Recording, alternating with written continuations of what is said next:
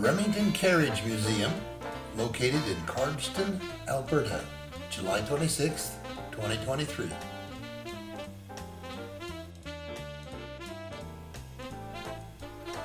Cardston is located 25 miles east of Waterton Lakes National Park and 15 miles north of the border with the United States. The museum is definitely worth a half-a-day stop when you are visiting Glacier or Waterton Lakes National Parks.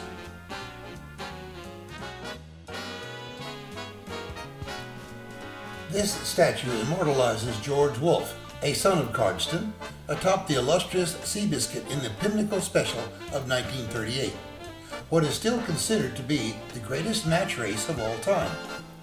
Wolfe rode the stubborn and fiercely competitive underdog, the Biscuit, to victory over the Triple Crown winner, War Admiral. Wolfe toyed with his opponent, Charlie Kurtzinger, by allowing him to pull even before cooking.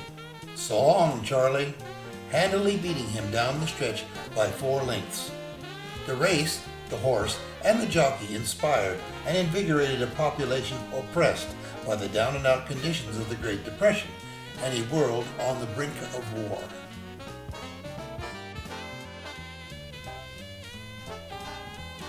In 1872, the James Brewster and Company marketed a single-seat sporting vehicle as a Surrey. By the mid-1880s, it had evolved into a popular, low-priced family carriage. By 1900, over 1 million had been sold. On the left is an extension-top family Surrey manufactured by the Canada Carriage Company of Brockville, Ontario in 1906. The Surrey on the right is a Surrey with a fringe on top, manufactured in 1991 by Justin Carriage Works in Nashville, Michigan. Light drays, like on the left, were used to haul freight and deliver retail goods in towns and cities across North America. The deck extends beyond the small diameter wheels, and the racks are removable, allowing the carriage of oversized loads. Dump wagons were used by farmers, contractors, and road builders. The bottom doors are opened by the driver with a foot pedal and closed using the ratchet next to the driver's seat. This wagon has a capacity of 2 cubic yards.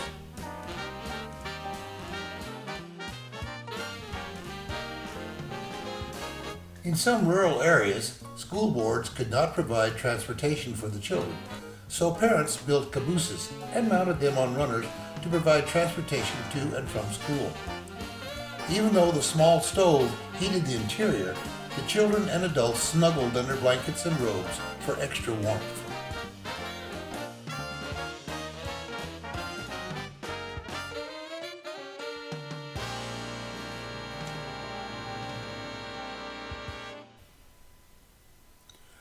The omnibus, or more commonly known as a school van, were used throughout the United States and Canada by local school boards to transport children. The wheels were replaced by sled runners for use in the winter. The curtains could be lowered, charcoal burners and blankets used to keep the children warm. The omnibus on the left was used by the Chinook Consolidated School District between 1927 and 1936.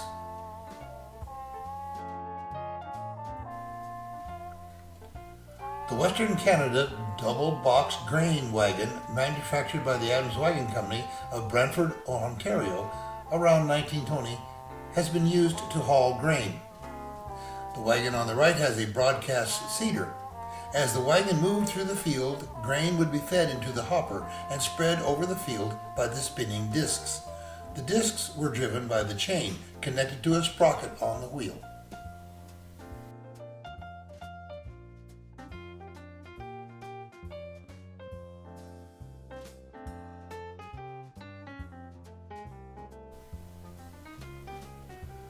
The passenger wagon on the left was made by the Yukon and White Pass Stagecoach Company around 1905.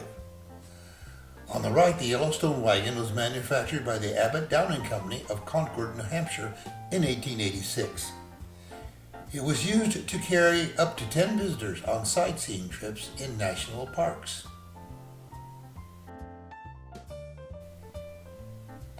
The Amoskeag steam fire engine was manufactured by the Manchester Locomotive Works of Manchester, New Hampshire in 1885.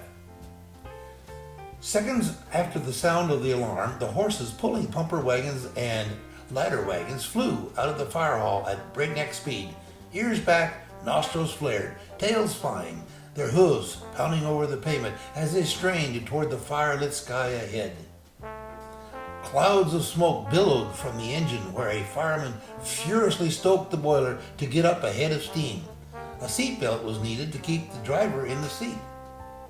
Well-trained horses with names like Fireball and Flash and firemen worked as an inseparable team to shave life-saving seconds off their response times. A private omnibus or opera bus became popular starting in 1890.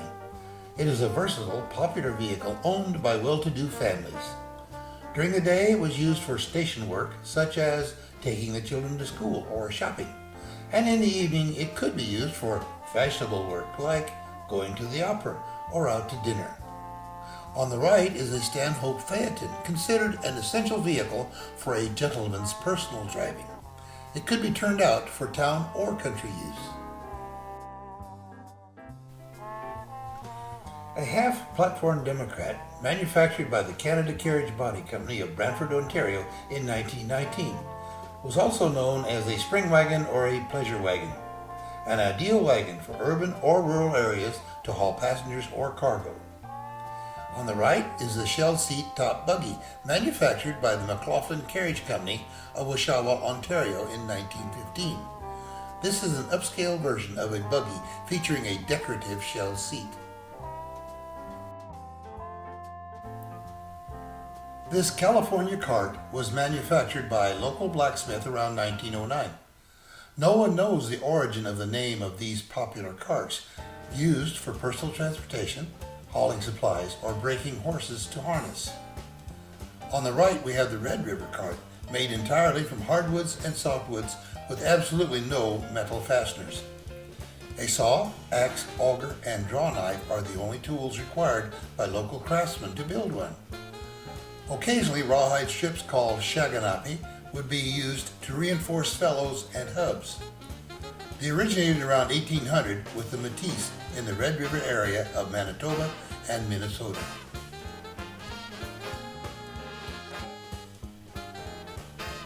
This buckboard was manufactured by the Greg William B. Rogers Company of Philadelphia, Pennsylvania in 1912. On the right you can see how a jack has been used to lift the axle to repair a wheel.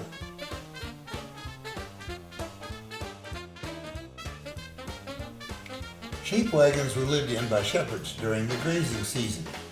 James Cavendish began building and selling sheep wagons in Rawlins, Wyoming in 1831. This is a homemade by adding bows and canvas top to a Bain double box farm wagon. On the right we have a bull wagon. 3 bull wagons like this were hitched together to make up a train pulled by 18 to 20 oxen. This wagon weighs about 2,000 pounds and can haul 11,000 pounds of freight. The following wagons in the train would be slightly smaller. This wagon was used in the early 1870s to haul freight on the Oregon Trail. It later was used to haul coal from Lethbridge to the Northwest Mounted Police Post in Fort Macleod. This chuck wagon was manufactured by the International Harvester Company. Cattle ranching on the open range of the West was big business in the last half of the 19th century. A Texas cattleman, Charles Goodnight, is credited with creating the popular design for the chuck wagon used to feed the cowboys who were hired to round up and herd the cattle to market.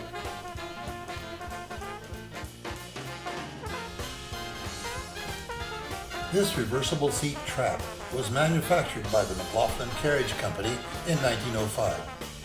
The trap was a generic term for light four-wheel sporting carriages.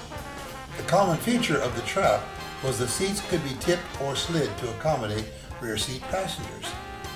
The rear seat back of this reversible seat trap could be tipped to allow the passengers to face backward.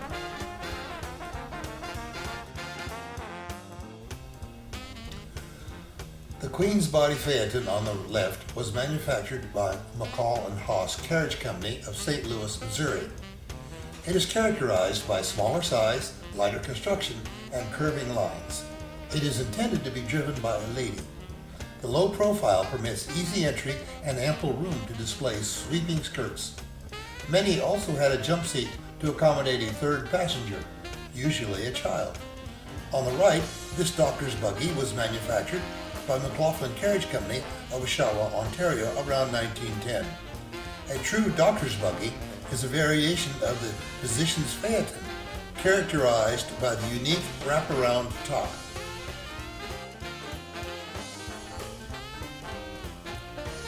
This tracked sleigh was manufactured by the McLaughlin Carriage Company in 1905. Either front seat tips forward to allow easier access to the rear seat. This model, the Alexandra, was marketed as a fine, stylish family sleigh.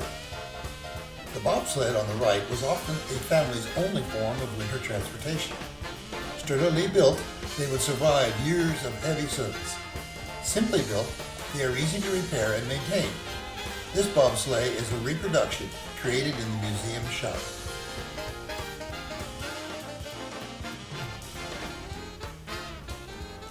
This cutter was manufactured by the McLaughlin Carriage Company.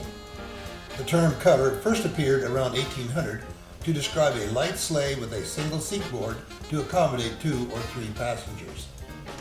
This panel-moved Victoria sleigh on the right was manufactured by Brewster & Company of New York in 1901. Pulled by 2 horses, it carried 2 passengers plus a coachman and a groom.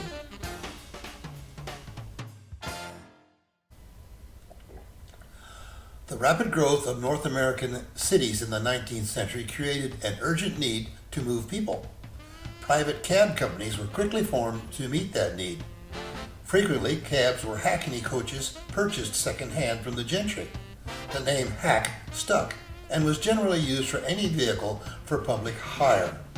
Later, other vehicles, such as the hansom cab, were used in the trade. Municipalities licensed cabbies but warned drivers not to drive about with any notorious bad characters or the women of ill fame. The hansom cab was patented in 1834 by Joseph Hansom of Leicestershire, England. This cab was built by Fordor and Company in Wolverhampton, England, around 1910. The double doors are operated by the driver from his seat in the rear to prevent patrons from leaving before paying the fare.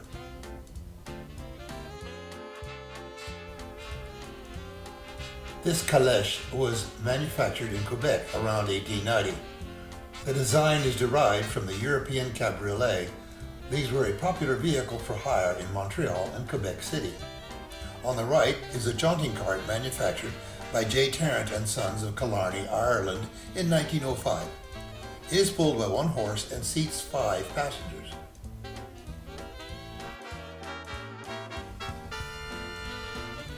The Western passenger wagon on the left was manufactured by the Abbott Downing Company of Concord, New Hampshire around 1890.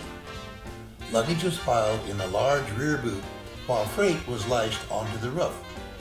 On the right is a hotel coach manufactured by Abbott Downing and Company in 1866. Tourists arriving in Stowe, Vermont for a mountain holiday were transported from the train station to the resort in a hotel coach.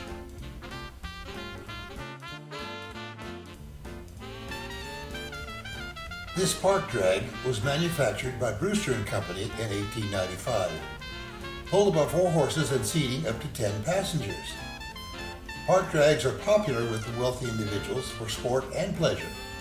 2 notable features of the drag were a luncheon chest called the Imperial, located between the roof seats, and the hinged door of the boot that served as a table.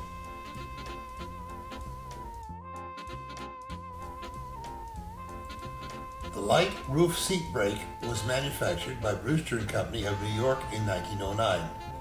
These sporting vehicles are pulled by 4 horses and carry up to 6 passengers plus 2 grooms. They were used for hunting, picnics, or as a grandstand at the races. The hearse on the right was manufactured by A.B. Greer of London, Ontario around 1900, with carved pillars, lamps, urns, interior draperies, and glass panels, allowing mourners to view the casket, all added to the ceremonial aspect. On the left is a landau manufactured by James Cunningham and Son of Rochester, New York around 1890. One of the most popular, elegant vehicles of the late 19th century, a most practical city vehicle for 4 passengers, roomy enough for a family or suitable for formal occasions. On the right is a barouche manufactured by Brewster and Company of New York in 1902. It can be pulled by 2 or 4 horses and seats 4 passengers and 2 grooms.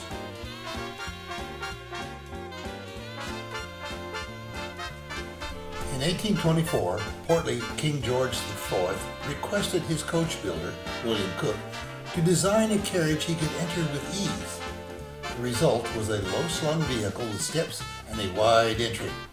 This popular design was also known as the park or ladies' carriage, and by the 1890s was considered the smartest carriage for a lady of society to drive. Attended by a groom seated at the rear, the lady was assured of attracting attention while park driving. This George IV phaeton was built by Brewster and Company of New York in 1906.